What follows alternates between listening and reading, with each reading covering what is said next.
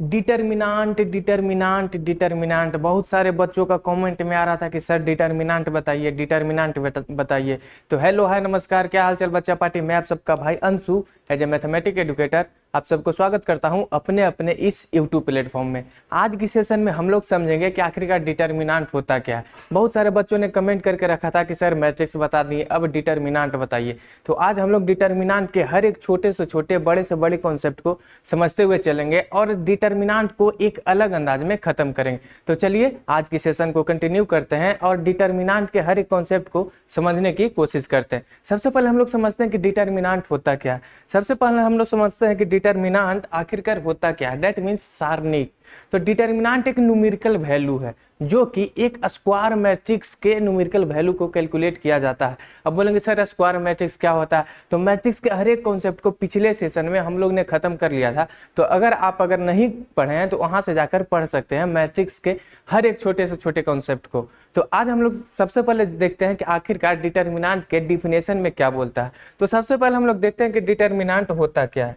तो डिटर्मिनांट की अगर बात करें कि डिटर्मिनांट, तो डिटर्मिनांट एक डिफिनेशन बोलता है कि determinant are numerical value. That means determinant एक न्यूमेरिकल वैल्यू है।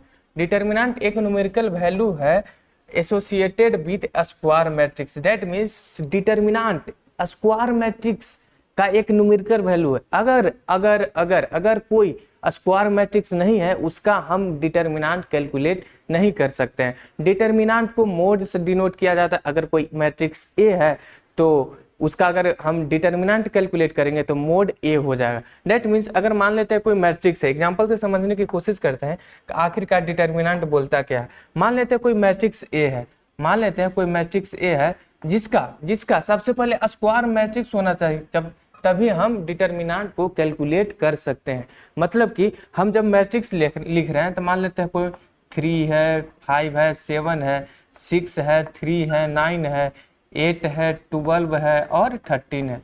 ओके, मान लेते हैं कोई एक मैट्रिक्स ए है। सबसे पहले यहाँ पे देखेंगे कि ए स्क्वायर मैट्रिक्स है या नहीं। अगर ये स्क्वायर मैट्रिक्स नहीं होगा तो डिटर्मिनांट कैलकुलेट नहीं कर सकते हैं। स्क्वायर मैट्रिक्स की अगर बात करें जिसका नंबर ऑफ रोज और नंबर ऑफ कॉलम की संख्या दोनों इक्वल हो, दैट मीन्स रोज की संख्या जितना हो उतना ही कॉलम की संख्या हो, वो आपका डिटर्मिनांट, वो आपका मैट्रिक्स कहलाएगा। दैट मीन्स स्क्वायर मैट्रिक्स कहलाएगा। यहाँ पे अगर हम बात करें कि इस मैट्रिक्स का, तो सबसे पहले यहाँ पे चेक करेंगे कि यह स्क्वायर मैट्रिक्स है या नहीं।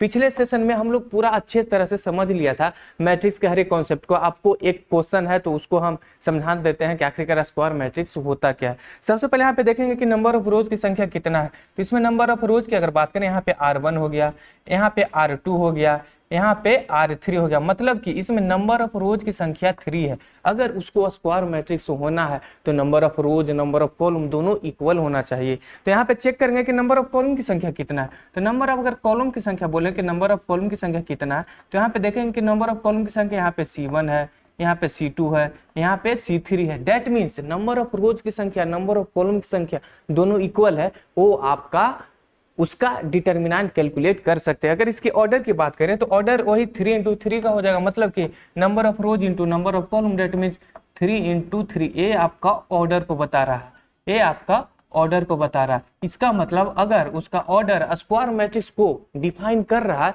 तो इसका हम डिटर्मिनांट कैलकुलेट कर सकते हैं। तो सबसे पहले अगर हम इसका डिटर्मिनांट निकालेंगे, तो अगर डिटर्मिनांट निकालेंगे तो इसको डिटर्मिनांट निकालने के लिए इसको हम डिटर्मिनांट के लिए हम रो से डिनोट करते हैं। डिटर्मिनांट अगर हम किसी का कैलकुलेट कर रहे हैं तो अगर हम इसका डिटर्मिनांट निकालेंगे तो ए आपका रो हो जाएगा। मतलब कि सॉरी वो आपका मोड में लिखा आएगा। दैट मीन्स अगर हम किसी भी मैट्रिक्स को डिटर्मिनांट लिखते हैं तो हम मोड के अंदर लिखते हैं। इसके बाद जो वैल्यू आएगा वो आपका डिटर्मिनांट कहला जाएगा। दैट मीन्स यहाँ पे कुछ भी न्यूमेरिकल वैल्यू आ सकता है।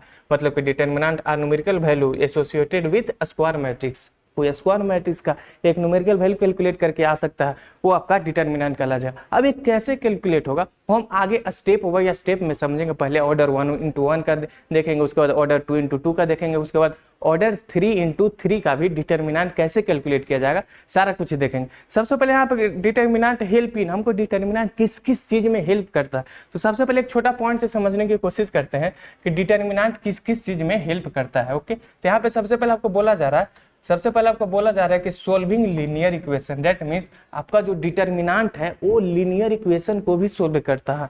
यहाँ पे फाइंडिंग इनवर्स ऑफ मैट्रिक्स, अगर आप किसी भी मैट्रिक्स का इनवर्स कैलकुलेट कर रहे हैं तो वो भी आपको डिटर्मिनेंट हेल्प करता है।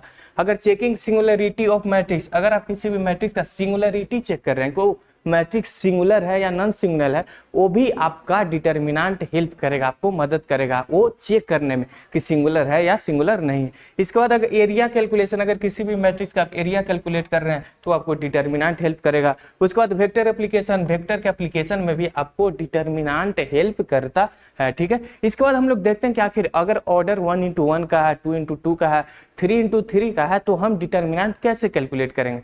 तो इसके बाद हम देखते हैं कि आखिर 1x1 मतलब कि अगर डिटर्मिनेंट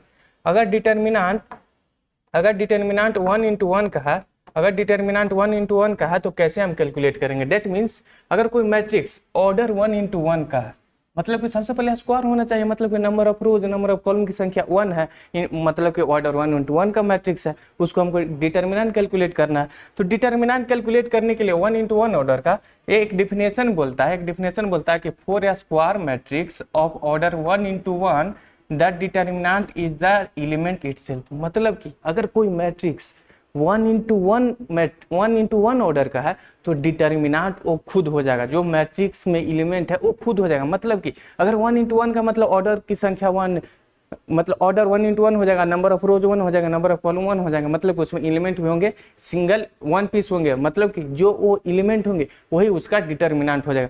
मान लेते हैं कि एग्जांपल से समझते हैं कि आखिरकार ये बोल क्या रहा है कि ऑर्डर 1x1 डिटर्मिनेंट। यहाँ पे सबसे पहले देखते हैं, मान लेते कोई एलिमेंट है, मान लेते कोई मैट्रिक्स है ए, मान लेते कोई मैट्रिक्स ए है जिसका 1x1 ऑर्डर के लिए सबसे पहले मान लेते हैं 5 कोई है, तो इसमें number of rose number of column की संख्या 1 है, क्योंकि इसमें एलिमेंट 1 है, 1x1 ऑर्डर का ये मैट्रिक्स है, तो इसका जो डिटर्मिनेंट होगा ये खुद हो जाएगा, क्योंकि इसमें एलिमेंट 1 है तो इसको कैलकुलेट करना क्या है, जो एलिमेंट है वही आपका डिटर्मिनेंट भी कहला जाएगा। डेट मीन्स अगर इसका हम मोड ए मतलब कि डिटर्मिनेंट की अगर हम बात करें तो ये आपका खुद 5 हो जाएगा। एक और एग्जाम्पल से समझते हैं कि आखिर ये बोल क्या रहा है। मान लेते हैं कोई मैट्रिक्स इस बार बी है, मान लेते कोई मैट्रिक्स बी है, सी है, डी है, एफ है, एक्स है, वाई है, एस है, पी है, क्यू है, कुछ भी आप ले सकते हैं, लेकिन कुछ न्यूमेरिकल वैल्यू होनी चाहिए, ठीक है। मान लेते कोई मैट्रिक्स बी है, मान लेते हैं यहाँ पे कुछ, मान लेते 15 है, मान लेते हैं 17 है, कुछ भी आप मान सकते हैं। इसका अगर हम ऑर्डर चेक करेंगे तो इसका 1x1 का हो जाएगा, क्योंकि इसमें नंबर ऑफ रोज की संख्या नंबर ऑफ कॉलम की संख्या 1 है।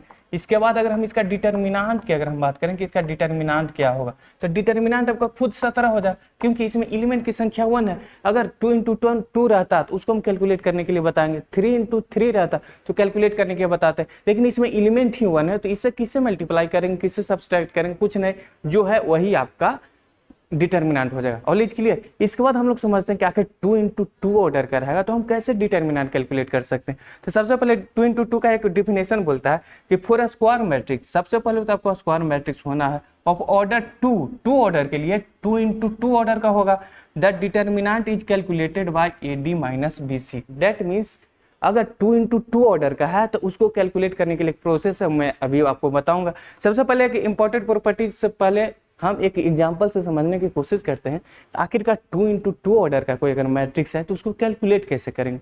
मान लेते कोई मैट्रिक्स पहले ए है, मान लेते कि कोई मैट्रिक्स एक ए है, बी है, सी है, कुछ भी आप मान सकते हैं। मैंने मान लिया कि ए है, ए से मान लेते कि कोई मैट्रिक्स है 3 है, 2 है, यहाँ पे 5 है, यहाँ पे 7 है, ए आपका मैट्रिक्स हो गया। और इसके लिए इसके बाद की अगर हम बात करें कि इसकी ऑर्डर क्या है, यहाँ तो डिफिनेशन में बोला गया कि 2x2 का, तो इसमें चेक करेंगे कि 2x2 का है कि नहीं। सबसे पहले स्क्वायर होना चाहिए 2x2 का, तो 2x2 का अगर हम चेक करें तो यहाँ पे नंबर ऑफ रोज की संख्या आपका 2 है, नंबर ऑफ कॉलम की संख्या भी यहाँ पे 2 है। डेट मीन्स ये 2x2 ऑर्डर का मैट्रिक्स, इसको अगर हमें डिटर्मिनेंट कैलकुलेट करना है तो कुछ नहीं, हमें क्रॉस मल्टीप्लिकेशन कर देना। जैसे यहाँ पे डिफिनेशन में बताया था कि अगर कोई मैट्रिक्स है ABCD, ये 2x2 ऑर्डर का है, ये 2x2 ऑर्डर का, अगर हमको डिटर्मिनेंट कैलकुलेट करना है तो कुछ नहीं, इससे क्रॉस मल्टीप्लिकेशन कर देंगे, हम इससे क्रॉस मल्टीप्लिकेशन कर देंगे और बीच में माइनस कर देंगे, वो हमारा डिटर्मिनेंट ऑर्डर 2x2 का निकल जाएगा। All is clear. इसके बाद हम इससे कैलकुलेट करके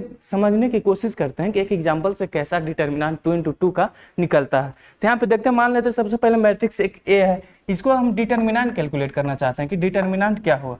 तो डिटर्मिनेंट की अगर हम बात करें कि मान लेते हैं डिटर्मिनेंट को सबसे पहले मोड ए में रख दिए, इसके बाद हमें 2 × 2 का अगर ऑर्डर का अगर हम कोई मैट्रिक्स का 2 × 2 ऑर्डर का मैट्रिक्स का अगर हम डिटर्मिनेंट कैलकुलेट करें तो क्रॉस मल्टीप्लाई करना है। तो कुछ नहीं, यहाँ पे क्रॉस मल्टीप्लाई कर देंगे, 3 7 है तो यहाँ पे कर देंगे 3 × 7, पहले हमको घटा देना है माइनस करके, फिर 2 × 5 कर देंगे, 2 × 5 कर देंगे, यही आपका डिटर्मिनेंट निकल के चलेगा ऑर्डर 2 × 2 का।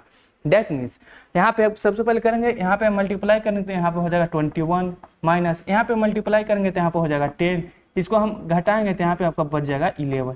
ये आपका डिटर्मिनेंट जो आपको डिफिनेशन में बोला गया कि determinant is a numerical value, यहाँ पे न्यूमेरिकल वैल्यू निकल के आया, यहाँ पे आपका न्यूमेरिकल वैल्यू निकल के चला है। ये ऑर्डर 2 × 2 का है। ऑर्डर 1 × 1 में देखें कि जो आपका मैट्रिक्स रहेगा, जो एलिमेंट होंगे 1 × 1 में, वही आपका डिटर्मिनेंट कहला जाएंगे। लेकिन अगर 2 × 2 का है तो उसको हम क्रॉस मल्टीप्लाई करेंगे, माइनस घटा देंगे, जो आपका न्यूमेरिकल वैल्यू निकल के आएगा वो आपका हो जाएगा ऑर्डर 2 × 2 का डिटर्मिनेंट। नीचे कुछ प्रॉपर्टीज है, सबसे पहले प्रॉपर्टीज 1 × 1 ऑर्डर का देखते हैं कि सबसे पहले प्रॉपर्टीज क्या बोलता है। प्रॉपर्टीज में बोल रहा कि determinant only for 1 × 1 square matrix. हाँ, सबसे पहले यहाँ पे ऑर्डर 1 का है तो सबसे पहले 1 × 1 का होना चाहिए। स्क्वायर मैट्रिक्स होने के लिए नंबर ऑफ रोज की संख्या, नंबर ऑफ कॉलम की संख्या दोनों इक्वल होनी चाहिए। तो यहाँ पे number of rose, number of column दोनों इक्वल है, 1 × 1 का है। और इसके लिए इसके बाद बोला कि determinant of 1 × 1 is matrix is the single element itself. मतलब कि अगर 1 × 1 ऑर्डर का कोई मैट्रिक्स है तो सिंगल एलिमेंट होंगे, मतलब जो मैट्रिक्स का जो एलिमेंट सिंगल एलिमेंट है वही आपका डिटर्मिनेंट भी कहला जाएगा।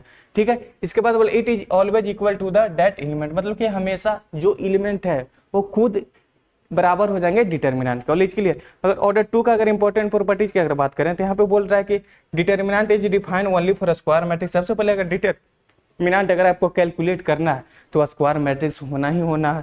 उसके बाद बोल रहा है इफ 2 रोज ऑफ, ये आपका प्रॉपर्टीज है वो आगे हम आपको बताएंगे, समझाएंगे यहाँ पे क्या प्रॉपर्टीज में बोल रहा है। इंपॉर्टेंट प्रॉपर्टीज में हमने डिटर्मिनेंट के लेके आया है, उसमें आपको बहुत कुछ सीखने को मिलेगा कि आप बिना कैलकुलेट किए भी किसी भी मैट्रिक्स का डिटर्मिनेंट कैलकुलेट कर सकते हैं। और इसके लिए इसके बाद हम जानते हैं कि आखिरकार ऑर्डर 3 × 3 का रहेगा तो कैसे होगा। 1 का देख लिया मैंने, 2 का भी देख लिया, अब हम लोग जानते हैं कि 3 × 3 है तो हम कैसे डिटर्मिनेंट कैलकुलेट कर सकते हैं। तो सबसे पहले यहाँ पे एक छोटा सा डिफिनेशन से शुरू करते हैं कि डिफिनेशन क्या बोलता है। बोल रहा है कि फॉर ए स्क्वायर मैट्रिक्स, सबसे पहले अगर आपको डिटर्मिनेंट कैलकुलेट करना है तो स्क्वायर मैट्रिक्स होना ही होना पड़ेगा। उसके बाद बोल रहा है कि अगर ऑर्डर 3 का है, मतलब कि 3 × 3 का है, नंबर ऑफ रोज भी 3, नंबर ऑफ कॉलम भी 3, ये आपका हो जाएगा स्क्वायर मैट्रिक्स।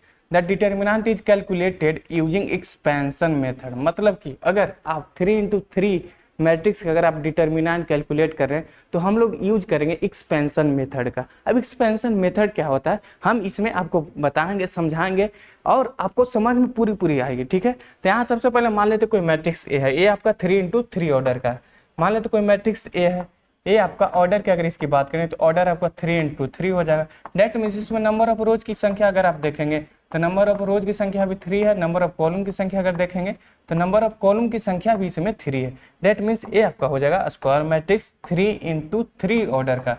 यहाँ पे रो R1 हो गया, यहाँ पे रो R2 हो गया, यहाँ पे रो R3 हो गया, यहाँ पे कॉलम C1, यहाँ पे कॉलम C2, यहाँ पे कॉलम C3। अब हम इसका डिटर्मिनेंट कैलकुलेट करने की कोशिश करते हैं ताकि 3 × 3 मैट्रिक्स रहेगा तो हम कैसे डिटर्मिनेंट कैलकुलेट कर सकते हैं। यहाँ पे तो बोल दिया डिफिनेशन में कि एक्सपेंशन मेथड से करेंगे। अब एक्सपेंशन मेथड से कैसे करेंगे वो हम समझेंगे। ठीक है, तो मान लेते कोई मैट्रिक्स ए है तो सबसे पहले हम डिटर्मिनेंट कैलकुलेट करेंगे तो इसको हम मोड के अंदर लिख देंगे।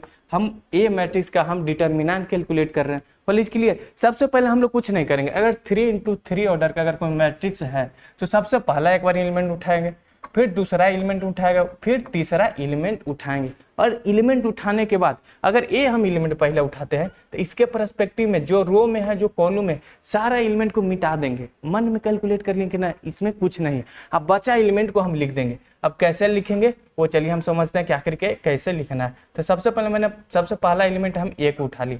मान लीजिए कोई ए को उठा लिया, इसके पहले आपको एक बात जानना होगा, यहाँ पे साइन कन्वर्जन। साइन यहाँ पे क्या होगा, यहाँ पे आपको डिटर्मिनेंट में याद रखना, वो यहाँ पे प्लस होता है, फिर माइनस, फिर प्लस, फिर यहाँ पे minus plus minus plus minus plus. ये आपका डिटर्मिनेंट में आपको साइन कन्वर्जन हमेशा याद रखें। सबसे पहले अल्टरनेट चेंज होता रहेगा, ये प्लस है तो माइनस होगा, फिर प्लस है माइनस होगा, प्लस है माइनस होगा, प्लस है माइनस होगा, फिर प्लस होगा। ये आपको याद रख लेना है, ठीक है। तो सबसे पहले मान लीजिए सबसे पहले एक उठाए, एक आगे प्लस है तो प्लस लिखिए, ना लिखिए कोई फर्क नहीं पड़ेगा। एक उठा लिए, एक परस्पेक्टिव में देखेंगे कि इसमें रोज ए है, इसमें कॉलम में है, तो ए वाला मिटा के बचा जो एलिमेंट है वो हम लिख देंगे। मतलब कि बचा क्या क्या बचा, ई एफ बचा तो हम ई एफ को लिख देंगे। उसके बाद बचा एच आई बचा तो हम एच और आई को लिख देंगे।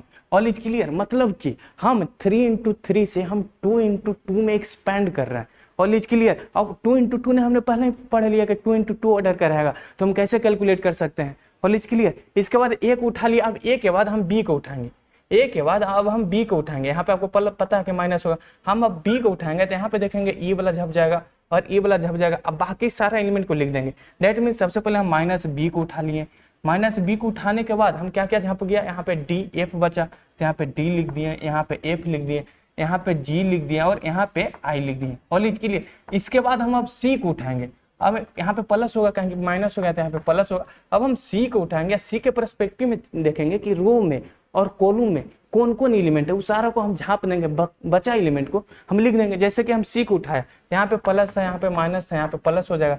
इसके पर्सपेक्टिव में ई है, ई वाला को झाप देंगे, बचा एलिमेंट को लिख देंगे। मतलब सी को उठाएं तो क्या क्या बचा, यहाँ पे डी बचा, यहाँ पे ई बचा, यहाँ पे फिर जी बचा और यहाँ पे एच बचा। ये आपका डिटर्मिनेंट हो गया, ये आपका 3 × 3 ऑर्डर का डिटर्मिनेंट हो गया। और इसके लिए अब 2 × 2 से क्या हम 1 × 1 में चेंज कर सकते हैं, जैसे कि यहाँ पे कर सकते हैं। मान लीजिए कोई एक मैट्रिक्स ए वाला था, इसी को अब हमको एक्सपेंड करना है। यहाँ पे आप ऑर्डर की अगर बात करें, इसमें 2 × 2 में आ गया, यहाँ पे भी 2 × 2 में आ गया। क्या हमने पढ़ा कि 2 × 2 को हम कैसे कैलकुलेट कर सकते हैं? क्या हमने पढ़ा डिटर्मिनेंट में अगर कोई ऑर्डर 2 × 2 ऑर्डर का अगर कोई मैट्रिक्स है तो हम कैसे कैलकुलेट कर सकते हैं? हमने पिछले स्लाइड में ही पढ़ लिया था। तो चलिए इसको हम कैलकुलेट करते हैं। मान लेते कोई मैट्रिक्स ए वाला ए था, मोड ए पहले लिख देंगे, इसके बाद ए तो ए रह जाएगा। इसको मैंने बताया था कि अगर 2 × 2 का है तो उसके क्रॉस मल्टीप्लाई करेंगे और माइनस कर देंगे, फिर उसके बाद वाले जो क्रॉस मल्टीप्लिकेशन में रहेगा उसको हम लिख देंगे। तो क्या यहाँ पे हम लिख सकते हैं, ए को ब्रैकेट में कर दिए, इसको मल्टीप्लाई कर सकते हैं, ई × आई माइनस एच × एफ। क्या हम लिख सकते हैं? उसके बाद माइनस बी कर सकते हैं, माइनस बी को ब्रैकेट में करके इसको क्रॉस मल्टीप्लाई कर सकते हैं, डी × आई माइनस जी × एफ। क्या हम इसके बाद ई वाला प्लस में सी लिख सकते हैं? इसके बाद हम ऐसे कर सकते हैं, क्रॉस मल्टीप्लाई कर देंगे, डी × एच माइनस ई × जी। क्या मैं ऐसे कर सकता हूँ? इसके बाद क्या आप कैलकुलेट कर सकते हो? अगर कोई भी मैट्रिक्स अगर 3 × 3 का है, अगर कोई भी मैट्रिक्स 3 × 3 ऑर्डर का है, तो क्या हम डिटर्मिनेंट कैलकुलेट कर सकते हैं? क्या हम डिटर्मिनेंट कैलकुलेट कर सकते हैं? इजीली कर सकते हैं। आप एक्सपेंशन मेथड को अपनाएंगे, यहाँ पे कुछ भी एलिमेंट हो सकता है। मैंने ABCD मान लिया, आप मान ले 3 है, यहाँ पे 5 है, यहाँ पे 7 है, कुछ भी 7 है, 6 है, 9 है, यहाँ पे कुछ भी एलिमेंट मान लीजिए, यहाँ पे कुछ भी एलिमेंट मान लीजिए। आप एक्सपेंशन मेथड को अपनाइए, आप आराम से कैलकुलेट कर सकते हो। All is clear. इसका कुछ प्रॉपर्टीज है वो भी देख लेते हैं। तो प्रॉपर्टीज में क्या बोल रहे हैं, इंपॉर्टेंट प्रॉपर्टी में सबसे पहले अगर आपको डिटर्मिनेंट कैलकुलेट करना है तो स्क्वायर मैट्रिक्स होना पड़ेगा। All is clear. उसके बाद value of determinant remain same after any rows. ये कुछ प्रॉपर्टीज है वो हम आगे चल के अब डिस्कस करते हैं कि आखिर प्रॉपर्टीज ऑफ डिटर्मिनेंट क्या क्या होता है। बहुत सारे ऐसे प्रॉपर्टीज है जो आप देखकर डिटर्मिनेंट को बता सकते हैं कि इसका डिटर्मिनेंट क्या हो। तो चलिए सबसे पहले हम जानते हैं कि प्रॉपर्टीज ऑफ डिटर्मिनेंट क्या होता है। प्रॉपर्टीज ऑफ डिटर्मिनेंट में कुछ प्रॉपर्टीज है, शायद 5 या 6 प्रॉपर्टीज है। उन सारे प्रॉपर्टीज को हम लोग समझने की कोशिश करते हैं और डिटर्मिनेंट को कैलकुलेट करने की भी कोशिश करेंगे। और इसके लिए सबसे पहला आपका एक प्रॉपर्टीज है, सबसे पहला प्रॉपर्टीज है कि अगर इंटरचेंज ऑफ 2 रोज, अगर कोई 2 रोज को अगर इंटरचेंज कर रहे हैं, मतलब कि रो अगर कोई 2 रोज है तो रो R1 को R2 में, R2 को अगर R1 में आप कर रहे हैं तो जो अगला जो मैट्रिक्स मिलेगा वो आपका माइनस में मिलेगा। उसका डिटर्मिनेंट जो मिलेगा वो आपको माइनस में मिलेगा। कैसे मिलेगा सब समझते हैं। डिटर्मिनेंट चेंजेस साइन, मतलब डिटर्मिनेंट का साइन चेंज कर जाएगा। मान लेते हैं कोई मैट्रिक्स A1 था ABCD, इसका रो 1 की अगर बात करें तो R1 में है, यहाँ पे अगर रो 2 की बात करेंगे यहाँ पे R2 में। अगर हम कोई मैट्रिक्स अगर हम B लिखते हैं इसी के पर्सपेक्टिव में, मतलब कि जो R1 में है उसको हम R2 में लिख देते हैं, R2 जो है उसको हम R1 में लिख देते हैं। मतलब कि CD ऊपर चल गया और AB नीचे आ गया। AB आपका 2 × 2 का ही है, 2 × 2 का ही है, ये भी आपका 2 × 2 का है। तो मतलब कि जो रो है वो इंटरचेंज कर दिया, जो R1 में था R2 में लिख दिए, R2 जो है R1 में लिख दिए। अगर अब हम इसको अब हम इसको अगर हम डिटर्मिनेंट करेंगे ये हमारा माइनस में आएगा। डेट मीन्स मोड अगर ए के अगर डिटर्मिनेंट करें, अगर इसको अगर हम बी के डिटर्मिनेंट करें तो ये आपका माइनस में वैल्यू आएगा। मतलब कि अगर किसी भी रोज को अगर इंटरचेंज करें एक दूसरे रो से, जो उसके बाद जो उसका डिटर्मिनेंट आएगा वो आपका माइनस में आएगा। All is clear. इसके अगर प्रॉपर्टी दूसरा की अगर हम बात करें कि अगर कोई प्रॉपर्टी में 2 आइडेंटिकल रोज है, डेट मीन्स अगर कोई मैट्रिक्स है उसका 2 रोज है ना जो सेम है, मतलब कि रो 1 रो 2 दोनों का सेम एलिमेंट है। डेट मीन्स यहाँ पे एग्जांपल में बताएगा कि अगर ए बी सी है, ए बी सी है, ये दोनों के देख रहे हैं कि दोनों सेम है, दोनों सेम है। अगर दोनों इक्वल, अगर 2 रोज अगर आइडेंटिकल हो जाता है मतलब सेम हो जाता है तो उसका जो डिटर्मिनेंट होगा वो आपका 0 हो जाएगा। डेट मीन्स इसका अगर डिटर्मिनेंट कैलकुलेट करूंगा बिना देखे आप 0 मारिए, आपका आंसर सही होगा। ठीक है। If a matrix has 2 identical rows then its determinant is 0, उसका डिटर्मिनेंट 0 हो जाएगा। और इज क्लियर। इसके बाद एक और प्रॉपर्टी की अगर बात करें कि प्रॉपर्टी 3 क्या, मैंने 1 देख लिया, 2 देख लिया, अब तीसरा देखते हैं। तीसरा क्या बोल रहा है? तीसरा बोल रहा है कि अगर if one row is multiple of another row, that means अगर कोई एक रो जो है दूसरे रोज के मल्टीपल में है, मतलब कि एक एग्जांपल से समझ लेते हैं। ठीक है। Proportional then the determinant is 0, उसका डिटर्मिनेंट 0 हो जाएगा। एग्जांपल देखते हैं क्या बोल रहा है आखिर। मान लेते कोई मैट्रिक्स ए है, मान लेते कोई मैट्रिक्स है, इसका रो में 3 5 7 है, यहाँ पे 9 है, यहाँ पे 15 है, यहाँ पे 21 है, यहाँ पे 16 है, यहाँ पे 19 है, यहाँ पे 21 है। यहाँ पे आप देख रहे होंगे, यहाँ पे आपको कुछ देखने के लिए मिलेगा। अगर डिटर्मिनेंट कैलकुलेट करना है तो सबसे पहले स्क्वायर मैट्रिक्स होना चाहिए। तो स्क्वायर मैट्रिक्स अगर बात करें तो स्क्वायर मैट्रिक्स तो आपका है ही, स्क्वायर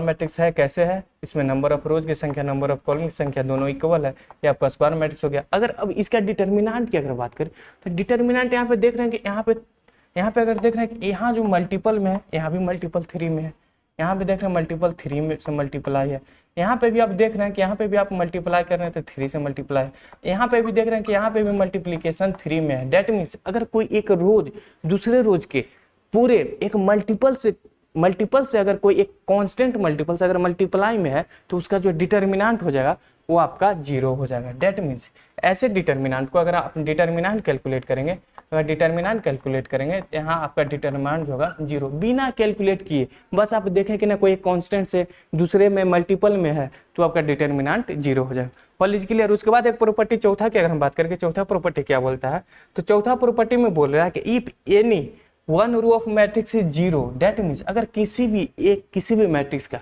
एक रोज पूरा अगर आपका 0 हो जाता है उसका डिटर्मिनेंट 0 हो जाएगा। इसको भी एक एग्जांपल से समझ लेते हैं आखिर क्या बोल रहा है। मान लेते कोई मैट्रिक्स एक ए है, बहुत ए ले लिया, अब बी ले लेते हैं। मान लेते कोई मैट्रिक्स बी है, बी की अगर बात करें अगर कोई एक रोज 0 0 0 हो जाता है, कोई भी रोज, मान लेते मैंने पहला ही मान लिया 5 7 5, यहाँ पे मान लेते हैं कि यहाँ पे 5 है, एक मिनट, यहाँ पे मान लेते पहले 0 0 0, यहाँ पे 5 है, यहाँ पे 7 है, यहाँ पे 9 है, यहाँ पे 6 है, यहाँ पे 8 है, यहाँ पे 10 है। इसमें देख रहे हैं कि एक रोज है पूरा 0 0 0, ये आपका जो रो दिख रहा है ना ये पूरा 0 है, तो इसका जो डिटर्मिनेंट होगा 0 हो जाएगा। डेट मीन्स अगर किसी भी मैट्रिक्स का एक रोज, कोई भी रो 1 रो 2 रो 3 कोई भी रोज अगर 0 हो जाता है उसका डिटर्मिनेंट डायरेक्ट 0 हो जाएगा। डेट मीन्स अगर हम बिना इसका कैलकुलेट किए अगर हम डिटर्मिनेंट कैलकुलेट करेंगे तो ये आपका 0 हो जाएगा। यहाँ पे कुछ भी हो सकता है, मान लेते तो मैंने रो 1 को मान लिया, आप रो 2 को 0 0 कर दीजिए, चाहे रो 3 को 0 0 कर दीजिए, कोई भी अगर 0 हो जाता है उसका डिटर्मिनेंट 0 हो जाएगा। All is clear. इसके बाद अगर एक और प्रॉपर्टी की अगर हम बात करें, प्रॉपर्टी नंबर 5 की अगर हम बात करें, प्रॉपर्टी नंबर 5 में बोल रहा है कि अगर if every element of row और column contains a common factor then the factor can be taken outside. That means कुछ नहीं यार, यहाँ पे कॉमन लेने की बात करें, हमने बचपन से कॉमन लेने के लिए सिखाया गया। यहाँ पे देख रहे हैं कि 2a है, 2b है, 2c है, 2d है, यहाँ से क्या आप 2 कॉमन ले सकते हैं। 2 कॉमन ले लेंगे तो फिर 2 बाहर चलाएगा, अगर इसी 2 को आप अंदर भेजेंगे तो ये अंदर चल जाएगी, 2 को अगर अंदर भेजेंगे तो 2 चल जाएगा, 2 चल जाएगा, 2 चल जाएगा, 2 चल जाएगा। मतलब कि यहाँ से हम बाहर से 2 कॉमन ले सकते हैं कोई भी मैट्रिक्स का, 2 इंटू 2 का, 3 इंटू 3 का। इससे आपको क्या होगा, इससे आपको यही होगा कि अगर आप डिटर्मिनेंट कैलकुलेट करेंगे तो आपका इजी हो जाएगा, मतलब कि कैलकुलेशन लेंदी नहीं जाएगा, आप इजीली कैलकुलेट कर सकते हैं। All is clear. मतलब कि इसमें यही बोला गया कि अगर कोई कॉमन फैक्टर है तो हम कॉमन फैक्टर कॉमन ले सकते हैं। All is clear. उसके बाद प्रॉपर्टी नंबर 6 की अगर बात करें तो प्रॉपर्टी नंबर 6 में अगर बोल रहा है कि अगर कोई अगर कोई रो में अगर रो और प्लस कांस्टेंट के कॉलम में अगर मल्टीप्लाई करके अगर जोड़ते हैं तो मैट्रिक्स पर कोई प्रभाव नहीं पड़ेगा। That means determinant remains unchange, matrix पे कोई प्रभाव नहीं पड़ेगा। यूज टू सिंप्लीफाई डिटर्मिनेंट, आप सिंपली दम डिटर्मिनेंट को कैलकुलेट कर सकते हैं। Very useful in board exam के लिए बहुत इंपॉर्टेंट है। मैंने यहाँ पे भी लिख दिया कि most important property for your board exams. Whole is clear, helping in reducing calculation करने में आपको भी मदद करता है, मतलब सिंपल बना देता है। आपको कैलकुलेशन जो लेंदी जा रहा होगा उसको आप सिंपल में इससे कर सकते हैं।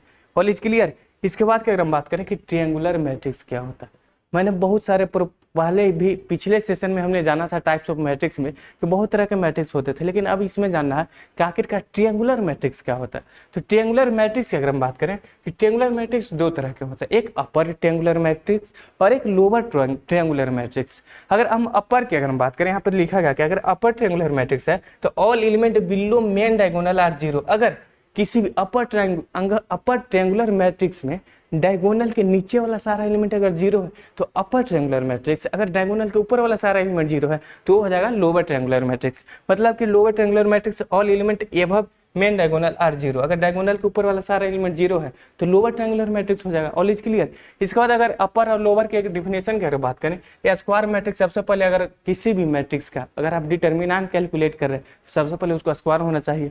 All is clear. Triangular matrix if all the element below और above the main diagonal are zero, above में ऊपर में या नीचे में अगर जीरो है तो अपर या लोअर ट्रायंगुलर मैट्रिक्स में जाएगा।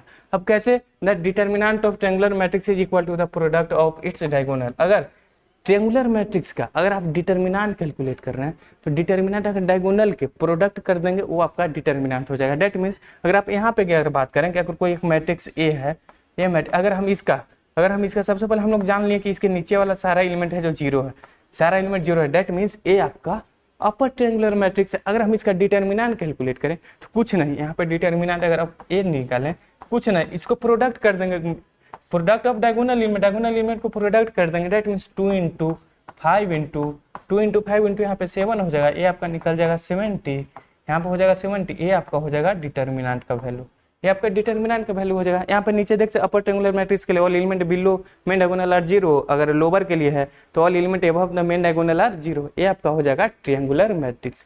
इसके बाद की अगर हम बात करें कि इसके बाद क्या है, सिंगुलर एंड नॉन सिंगुलर, मतलब कि कौन सा मैट्रिक्स सिंगुलर है, कौन सा मैट्रिक्स सिंगुलर नहीं है, मतलब कि नॉन सिंगुलर है। कुछ नहीं, अगर आप किसी भी मैट्रिक्स का अगर आप डिटर्मिनेंट कैलकुलेट कर रहे हैं, अगर आपका वैल्यू जीरो आता है तो वो आपका चल जाएगा सिंगुलर मैट्रिक्स में। अगर आपका जीरो के बराबर नहीं आ रहा है तो ये आपका चल जाएगा नॉन सिंगुलर मैट्रिक्स में। बोले इसके लिए कुछ नहीं, square matrix is equal to singular matrix, its determinant is zero.